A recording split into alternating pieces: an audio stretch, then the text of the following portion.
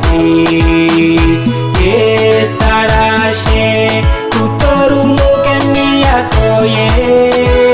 None mwene data woba witeguye, kuko inzambigira ivuge vyose bica birangira.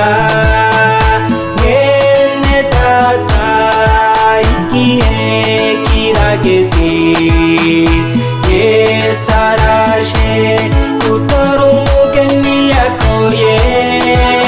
None mwene data woba witeguye, kuko inzambigira ivuge vyose bica birangira.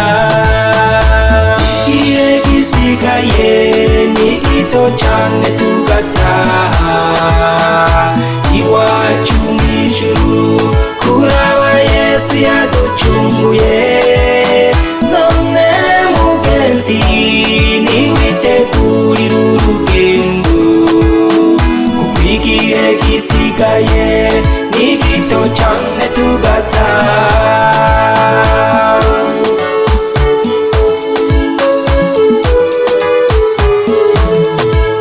Mwene data ukiboshwe n'ishari n'inzigo, igihe kirageze ko wisuzuma ukitunganya.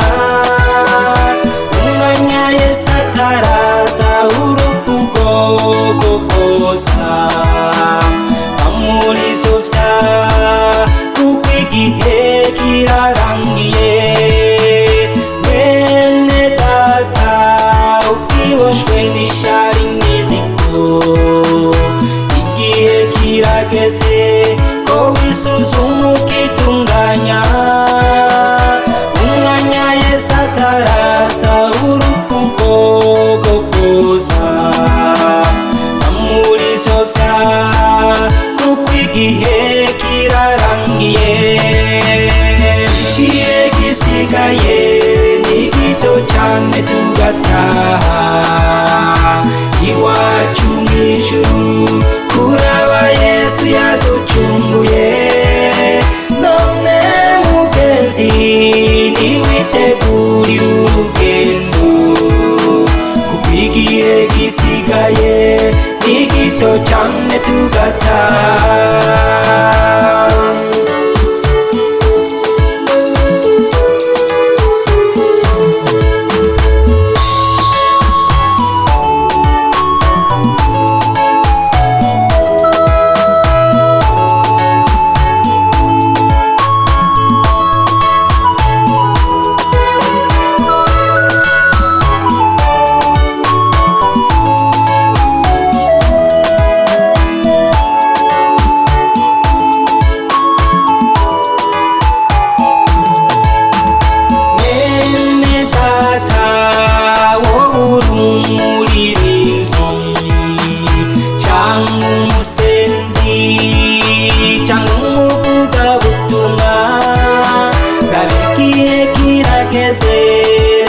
Gufufura mu vy'isi itunganye weswe, Yesu asange wejejwe.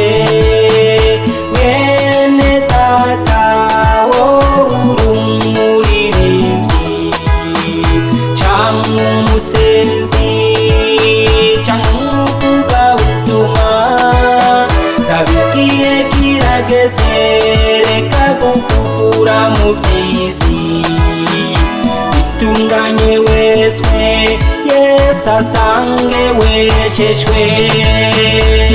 Igihe gisigaye ni gito cane tugataha iwacu mw'ijuru kuraba Yesu yaducunguye.